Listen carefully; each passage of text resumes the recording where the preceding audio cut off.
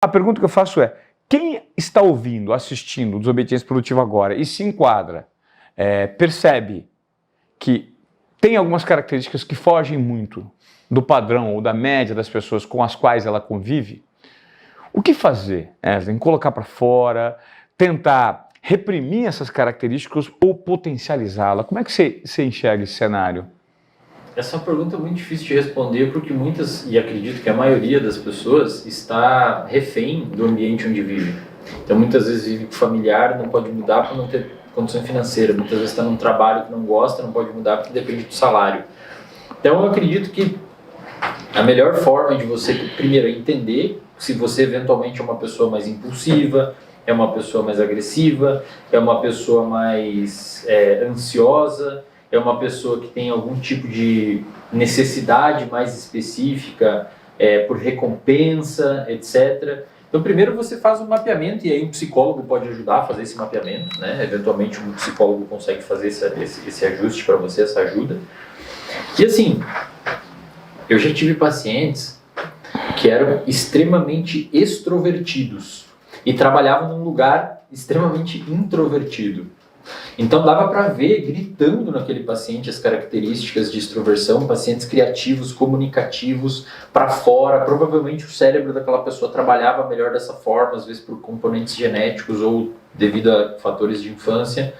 E a pessoa trabalhava num lugar onde ela falava com pouca gente, via pouca gente e tinha muito pouco estímulo passando. Diferente desse lugar que a gente está, que é muito rico em estímulo, era um escritório padrão, sem cor e sem nada.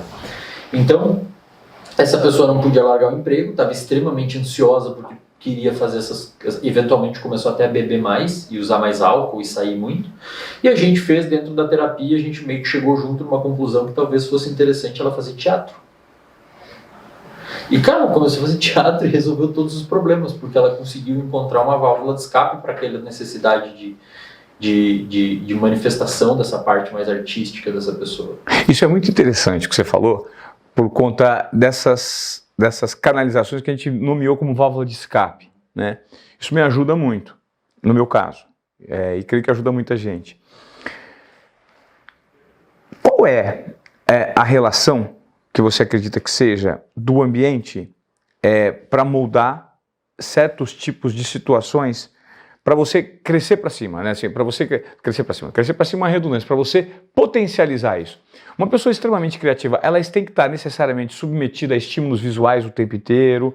De que forma você acredita que a natureza, né, estar presente no meio da natureza, isso estimula alguns perfis e de repente gera algum prejuízo para outros? Existe isso? Com certeza.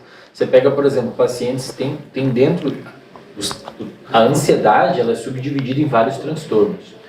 Tem um dos transtornos de ansiedade que chama de fobia social, que é a pessoa que tem vergonha de falar em público, não só falar, mas como ir a lugares públicos com muita gente.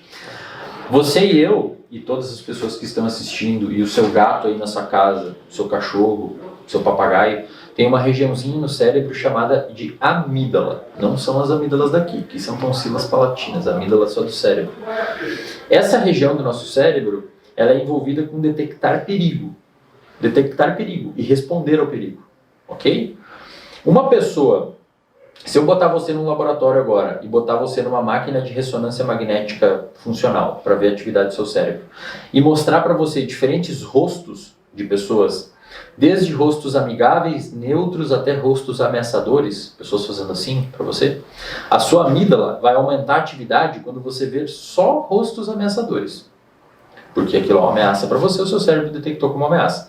Pega uma pessoa com ansiedade social e coloca fazer exatamente essa mesma coisa, a amígdala dela vai aumentar a atividade para qualquer rosto. Do amigável, neutro e ameaçador. O que isso significa? Qualquer rosto para ela é ameaçador. Porque ela tem ansiedade social. Então é claro que você pegar uma pessoa dessas e colocar num emprego ou num trabalho onde ela precisa expor, fazer reuniões, etc., você vai acabar indo contra um traço dela. Às vezes essa pessoa tem um padrão de funcionalidade diferente. Obviamente isso pode ser eventualmente treinado e ajustado, porque é uma questão de aprendizagem, você se expondo, você vai reduzindo o quanto aquilo ali te incomoda.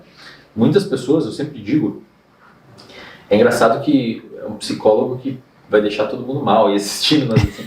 Muitas pessoas, eu sempre digo que as pessoas que têm ansiedade social, a grande maioria delas criou ansiedade social por meio de esquiva. Quando você se esquiva de uma situação, você está amplificando o poder gerador de medo dessa situação que ela tem em você. Então lá atrás, quando você foi fazer a sua primeira reportagem, ou foi falar na escola, ou alguma coisa assim, apresentar um trabalho, se você tivesse só se esquivado, tipo, não quero. Você não se depara com o problema, você não enfrenta o problema. Você não cria o que a gente chama de repertório comportamental. A pessoa que tem repertório comportamental, ela fala com todo mundo, ela não tem muito problema em chegar nos lugares, trocar ideia, falar. A pessoa que fica só se esquivando, ela armazena no cérebro dela, por quê? Por que as pessoas continuam se esquivando? Porque é agradável. Você está com uma ansiedade aumentada em ter que se expor em público, aí você se esquiva, a sua ansiedade diminui. Zona de acomodação. E, cara, o seu cérebro fala isso que foi bom. Só que ela vai fazendo aquilo, até que chega um momento que ela perdeu qualquer tipo de repertório de dizer um oi para alguém. E aí começa a ficar tudo muito perigoso. Então, claro que dependendo da forma que a pessoa interpreta a realidade, determinados ambientes vão ser potencializadores de uma determinada ansiedade, ou tristeza, ou angústia, e outros ambientes vão favorecer isso. Só que aí que tá. Na neurociência nunca existe o bom e o ruim, existe o depende. Você vai pegar essa pessoa que tem um pouco de ansiedade social e vai ficar passando a mão sempre escondendo ela, cara, ela vai virar um adulto incapaz vai potencializar. Existe uma coisa chamada neuroplasticidade, que é uma mudança estrutural do seu cérebro frente às experiências. O cérebro é basicamente uma esponja, é quase como se fosse uma impressão digital do nosso comportamento. Se você ficar só se esquivando, você vai ficar muito bom em se esquivar. Você vai ficar excelente em se esquivar. É por isso, Ivan, que você pega uma pessoa com 40, 50 anos que tem depressão ou ansiedade, é muito mais difícil você mexer e entrar em remissão aquele paciente, porque o cérebro ficou muito bom em ser depressivo e ser ansioso, porque passou a vida inteira sendo assim. Então aquilo quase que concretou.